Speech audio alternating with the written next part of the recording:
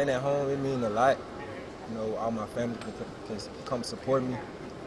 And it's just playing with LSU in Death Valley. You kind of touched on it a little bit, but just, you know, making this decision, you know, with Ricky and Shelton within a week, just you three guys, Baton Rouge guys, just what did that mean to you three to be able to make that decision relatively, you know, together? I mean, it means a lot playing college ball with your brothers in state. You can't get no better than that. When did you start to lean pretty heavily this direction? A couple weeks ago, Coach Cooks, we talked like every day. He didn't miss a day, like communicating with me. We talked about it last week, but how challenging did Texas A&M try to make this down the stretch? Very challenging. The recruiters from Texas A&M, they was hitting me up every day. It was just crazy, the whole recruiting process. What was the deciding factor? Repeat it. What you said? What was the deciding factor? No. LSU is home. Nothing get better playing at home in state. What does it mean to you that you could potentially be a part of DBU? It means a lot. Knowing I can come in, execute, and get balls, playing time on the field. That means a lot. Talk about your relationship with Coach Cooks and the secondary guys over at LSU. Just how big did they play into your decision? Coach Cook played a big part in my role. He hit me up a lot.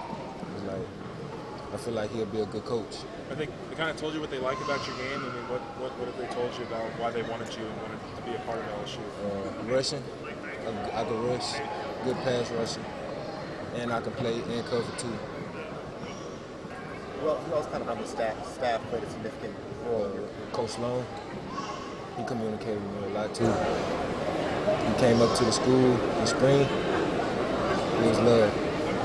How important was it to make sure to get this decision out of the way before the season starts? Very important. I could just focus on the season now, winning another state championship. LSU sort of, it seemed like they offered you a little bit later in the process. How did they sort of make up ground as the summer went along? The new staff, they recruited me hard. They was hitting my line every day, asking me to come up to the school. It was just a lot of crazy stuff. What is your impression of Brian Kelly? Great. He's a good coach. He's a good coach. Growing up in the area,